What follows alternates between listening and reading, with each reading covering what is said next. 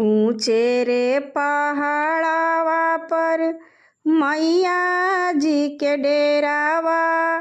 अरे मैया जी के डेरावा पहाड़वा कैसे चढ़बो रे छोटी ननदी। पहाड़वा कैसे चढ़बो रे छोटी ननदी। अरे ऊंचे रे पहाड़वा पर मैया जी के डेरावा। अरे मैया जी के डेरावा पहाड़वा कैसे चढ़बो रे छोटी ननदी।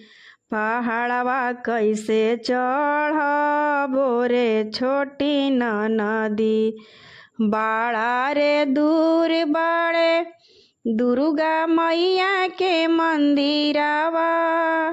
बाड़ा रे दूर बाड़े वैष्णो मैया के मंदिरावा। अरे वैष्णो मैया के मंदिरावा जियारवा थर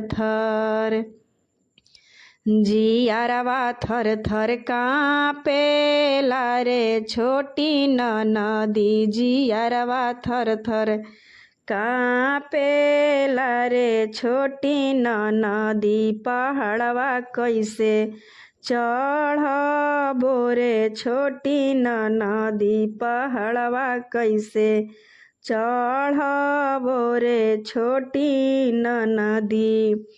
गोदी में बलकवा हाथे पूजना के थलिया। लऊ के न कवनो उपाय। गोदी में बलकवा हाथ पूजना के थलिया। लऊ के न कवनो उपाय। माई के चरनिया में लागल बा नेहिया। हरि लेती दुखावा बलाय। माई के चरनिया में लागल बा नेहिया। हरि लेती दुखावा बलाय।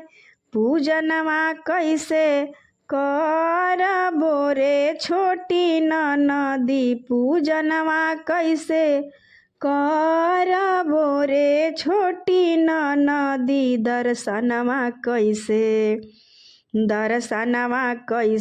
करबो रे छोटी ननदी। दर्शनवा कैसे करबो रे छोटी ननदी। हमारे जिया कांपेला रे छोटी ननदी। हमारे जिया कांपेला रे छोटी ननदी। पूजनवा कैसे करबो रे छोटी ननदी। पूजनवा कैसे करबो रे छोटी ननदी। साथ में सजनवा नहीं छोटा का देवरवा। लऊ के न कवनो आधार। साथ में सजनवा नहीं छोटा का देवरवा। लऊ के न कवनो आधार। कवन कसुरवा माई रोग दुख दिहली। हमारा के देली बिसराय। कवन कसुरवा माई रोग दुख दिहली। हमारा के देली बिसराय। दर्शनवा कैसे करबो रे छोटी ननदी। दर्शनवा कैसे करबो रे छोटी ननदी। पूजनवा कैसे करबो रे छोटी ननदी। पूजनवा कैसे करबो रे छोटी ननदी। गोदी के बलकवा जब लिहली नदिया।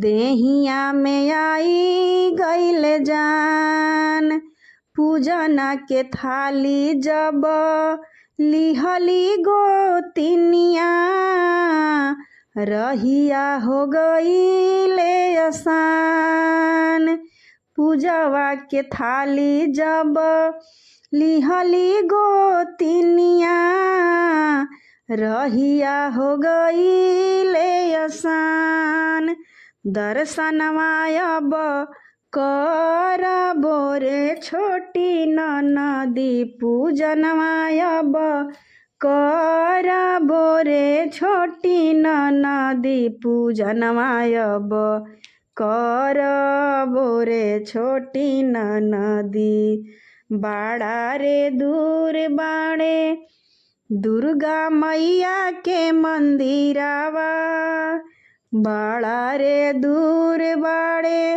वैष्णो मैया के मंदिरावा दर्शनवा हम करबो रे छोटी ननदी दर्शनवा हम करबो रे छोटी ननदी।